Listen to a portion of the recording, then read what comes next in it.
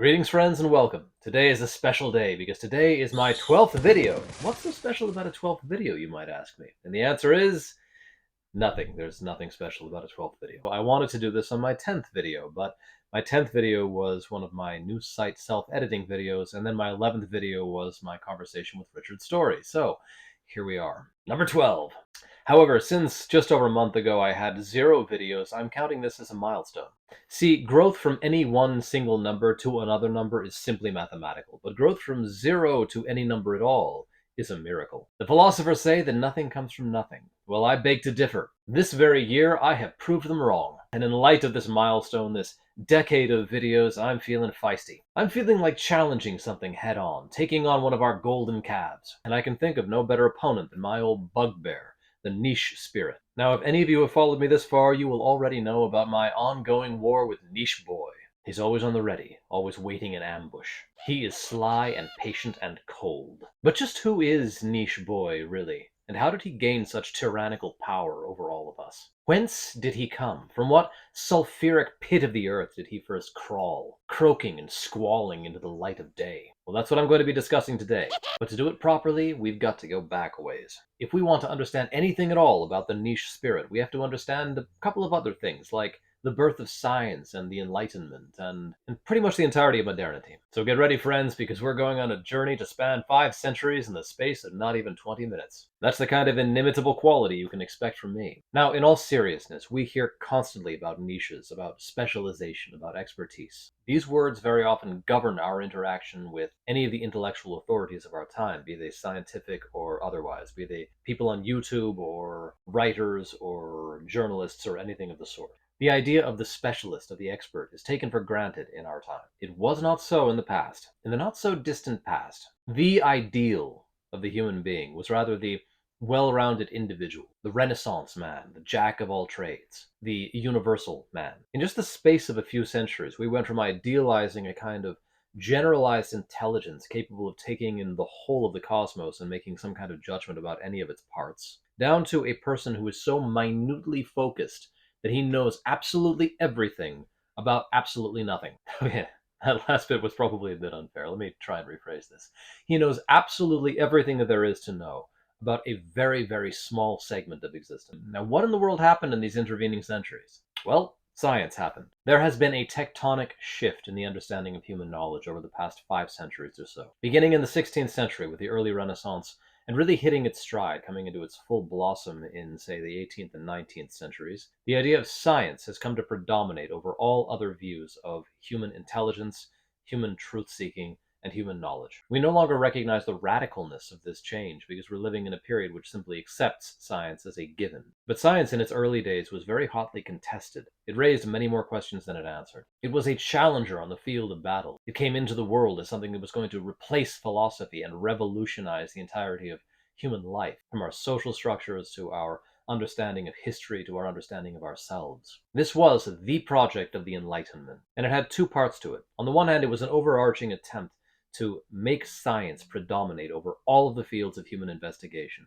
to grant science a kind of hegemony in the mind. On the other hand, society had to be made ready for science. It had to be made receptive to science. There were many different parts of society, ranging from specific customs to old ways of being to the Christian religion, which then governed practically the entirety of Europe, that had to be dismantled in order to make way for science. Enter figures like Descartes. Descartes is best remembered for his project of absolute doubt, that is, sweeping away every single part of human knowledge that could be in any way doubted and seeing if anything at all remained. And I think this is actually just a rhetorical ploy on his part. I think Descartes is actually doing something much deeper than this. He is actually attempting to make society amenable to science. This is a fascinating moment in the history of philosophy, and I will probably do other videos on this if anyone's interested, or if anyone is not interested, because that's just how I roll. But in this period of the Enlightenment, a new model of human perfection emerged. We see the birth of this ideal, which is connected to the older ideal, but is in some ways fundamentally new, of the polymath, the encyclopedic learner. The idea was that, using the powers of science, an individual could come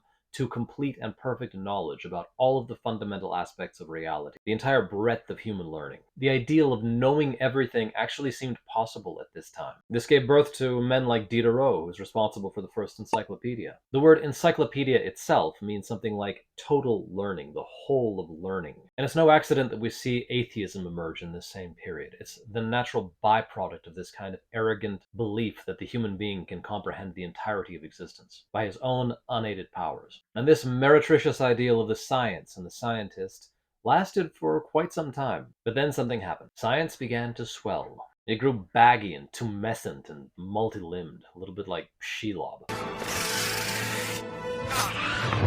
And the necessity emerged of organizing this gargantuan enterprise with all of its various moving parts, finding a way of connecting them to one another, so that individuals working in diverse fields would not lose contact with one another, and the results of their various studies could be in some way correlated. Science grew to such a level of complexity that the individual human being could no longer comprehend the sum of it. It was too vast for any particular scientist to hold in his mind. And so this gives rise to a fascinating logistical dilemma. In a scientific panorama which is far too broad and intricate for any individual human being to actually grasp it in its totality, how do you organize the various parts of this gargantuan enterprise so that what's done by a scientist in one part of it and what's done by a scientist in another can be correlated and connected to one another? And the answer to this problem is, you guessed it, specialization. Each human being has this concentrated expertise which is governed by a universal method. This is what was once called the Republic of Letters in the old days, what we today call the scientific community. This community, this organization, this association of many different scientists who all share common premises, takes the place of the sovereign individual philosopher. And it makes possible a level of scientific progress and technological progress which the world has never even imagined. But it does so at a great cost. The universal view is obscured and lost. The global vision stands outside of the work of any individual within it. No particular scientist has the means, or in many cases even the desire, to step outside of his localized view and to try to understand what's happening on the grand scale. The microscopic takes the place of the macroscopic. Science supplants philosophy. And in this, the human quest for meaning is obscured and nigh lost. Because one of the premises that holds this entire method together is that science is value neutral. Its functioning depends on its willingness to abandon any kind of particular human values and to try to look at things neutrally or impartially. Science itself can propose no ends for human existence, no goals, no judgments about right or wrong. But it itself is secretly governed by these same judgments. In the last analysis, it cannot even justify its own venture. Why should we care about knowledge or truth? Certainly these things might give rise to a certain kind of human flourishing, a certain kind of productivity. But again, why are these things good? Science sweeps all of this under the rug. It pretends like these are not even questions that can be asked. If you look at certain scientifically minded individuals like Sam Harris trying to work out a scientific value system, you'll see just what I mean. They always presuppose that something is good, and then they build on that. But there is nothing in this human life that can be presupposed as a good. You will always find a human being who denies that particular good, and this goes down to the very root of our existence. People commit suicide. They annihilate themselves, or attempt to. Now, the atheism which fairly characterized the Enlightenment period has come down to us. It was the product of a very optimistic period of our recent history, and it was premised on certain presuppositions that we've abandoned. But we've inherited a kind of atheistic outlook.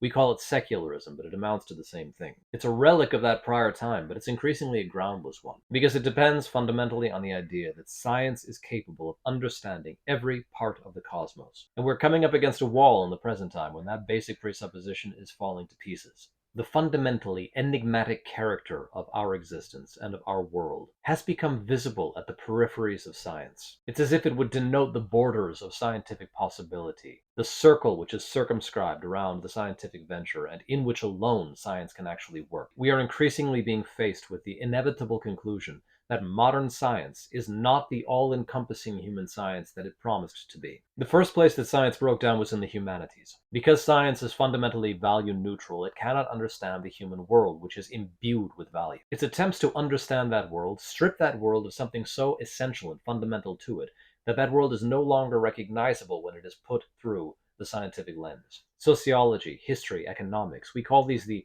soft sciences because they cannot be reduced, strictly speaking, to the method which underlies the scientific project. We speak of reductionism here because the attempt is made to reduce all of these things that cannot be grasped by science to things that can be. The theory of evolution is a prime example of this. It attempts to reduce the phenomenon of life to a series of strictly mechanistic chemical processes. It denies the teleological or end-directed element of life. It denies the fact that life cannot be explained without reference to things like order, purpose, intention, will, beauty. Or rather, it accepts these things, but it attempts to analyze them into their parts in a way that fails to grasp the phenomenon itself. It's like trying to get your hands around a ghost. It slips through your fingers. And the same sort of thing can be seen at the edges of science in terms of what's happening with quantum mechanics, what's happening with the study of the human brain. Cosmology is also discovering these same things in its study of the origins and the ends of the cosmos as a whole. Science is an impressively powerful machine for generating certain kinds of results in a certain scale of our human existence. But it does not stand outside of that human existence, and it cannot stand outside of that human existence. It does not have an architectonic view of the whole, and so it fails to understand the whole. Good now, so we've gone cosmic with this. We've touched on spirituality and life and the origins of everything. How does all of this have to do with niches? Where do we go wrong here exactly?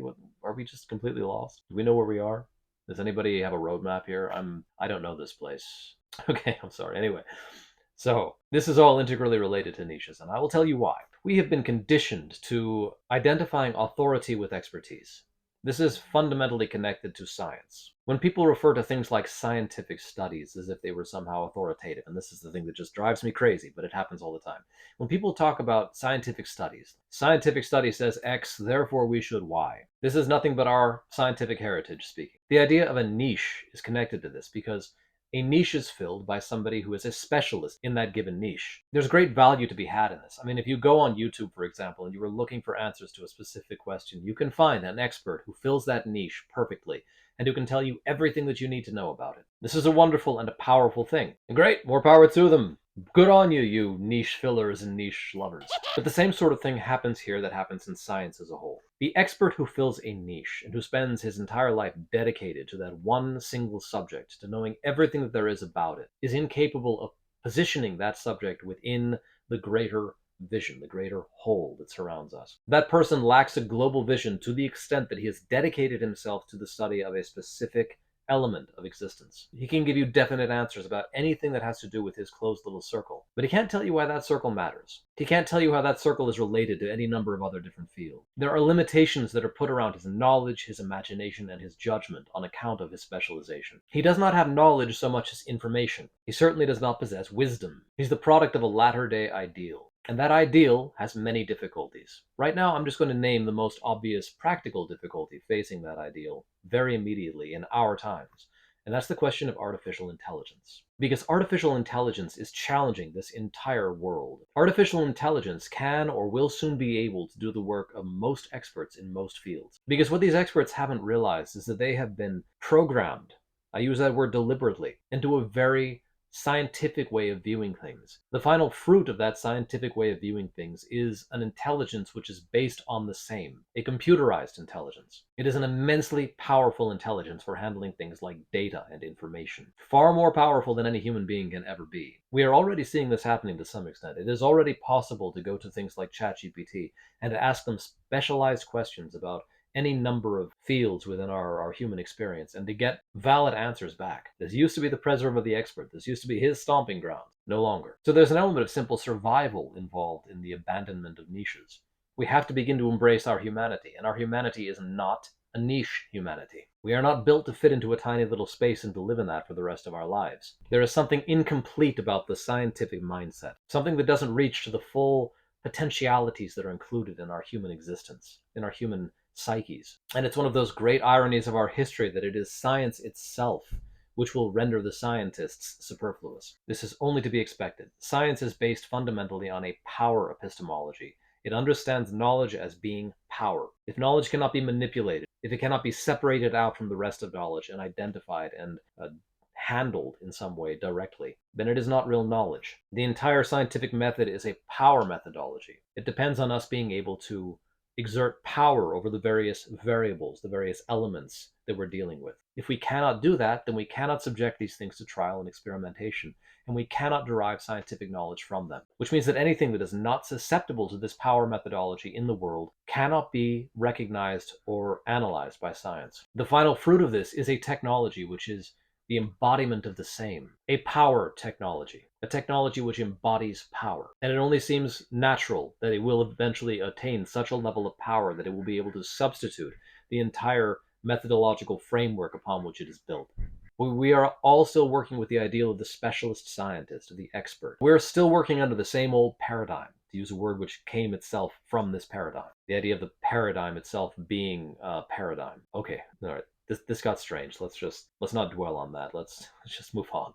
But artificial intelligence is always just that. It is artificial. It is not a natural intelligence. It is not a human intelligence. If we as human beings want to overcome the artificial intelligence revolution, then we are going to have to embrace our humanity. And our humanity is not a niche humanity. It is not a specialized humanity. It is not an expert humanity. The human being was once known as the microcosm because the human being could look at the whole and reflect it. This, I would argue, is the great value of the human being, the thing that separates us fundamentally from every other kind of thing in the universe. We alone can look at the universe and reflect it in our depths. But that is not a scientific venture. That is a philosophical venture or an artistic venture. Art and philosophy are the two competing ways of attempting to grasp the world. And they're very closely related to one another. It's very difficult to actually decipher the difference between the two when you're looking at some of the greatest exemplars of either one. I mean, what differentiates Plato from an artist, or Nietzsche from an artist? What differentiates Shakespeare from a philosopher, or Dante? But if I could hazard a supposition about what it is that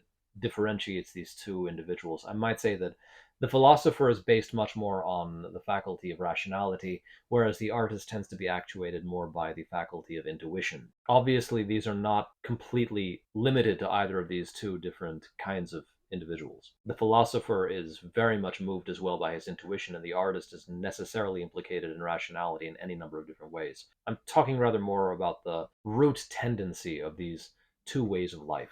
So I think that a great opportunity is confronting us in this contemporary catastrophe, and I'm willing to call it a catastrophe, even though we haven't quite seen the results of it yet.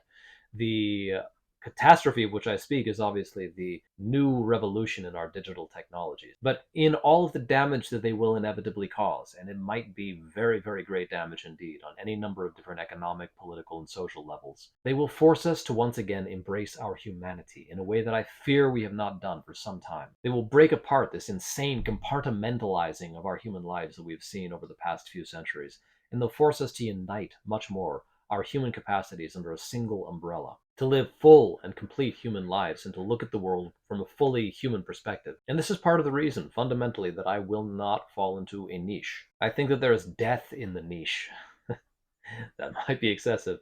I don't mean to say that anyone who is involved in a niche or who has a niche is dead in some way. What I mean to say is that I myself cannot live in that confined space. I've never been able to. From the earliest days of my life, I've always had curiosity and interest about too many different things. And I'm not an expert about anything. I've been like this for as long as I can recall, and I'm not going to change now. When I was in university, for example, I remember that after a couple of years, there came the necessity of me choosing a major for myself. And the idea of restricting myself to that drove me so far out of my mind that I actually jumped ship and went to a different college, St. John's College in Santa Fe, a great books program where I had to start over from scratch, doing the entire 4 years over again, completely losing the 2 years that I'd already spent, but following a course of study that did not demand of me that I limit my horizon. I refused again and again to fall into any kind of work that will limit my ability to reach out, to branch out, and to look at different elements of our human existence, different ways of understanding our human existence, different fields of study. So here I am with this new YouTube channel, and I'm trying to set up the premises for the thing and to tell you what you can expect, in case you haven't seen already more or less what that's going to entail, all the craziness of it. Can you expect anything from this, really? I mean, is there any way of actually characterizing this? Probably not. But in any case, I'm going to give it a try. I want with this channel to have the freedom and the liberty to speak about anything that I want to speak about, and I'm going to see if that works. Now, YouTube has its algorithm, and I think that its algorithm is in a certain way just the byproduct of the very worldview that I've been discussing. It tends to categorize different channels on the basis of their audiences, on the basis of their interests, on the basis of their specializations and expertise. It very much favors a kind of niche approach. This is true of the social media in general, from what I've seen. So I have a question, a challenge, not only to myself, but to you too, and YouTube. Is it possible to start out on a new YouTube channel with the explicit intention of never falling into any kind of a limited niche? Is it possible to begin on the premise that the only category in which my channel will fall is the category of channels that have no category? Oh dear, I think that Frege, if I'm not mistaken, actually decided that his entire life's work was in vain because Bertrand Russell pointed out that there's no category of things with no categories. I think that that's actually what made the entire analytic philosophy venture fall apart at that point in history. Am I remembering this right?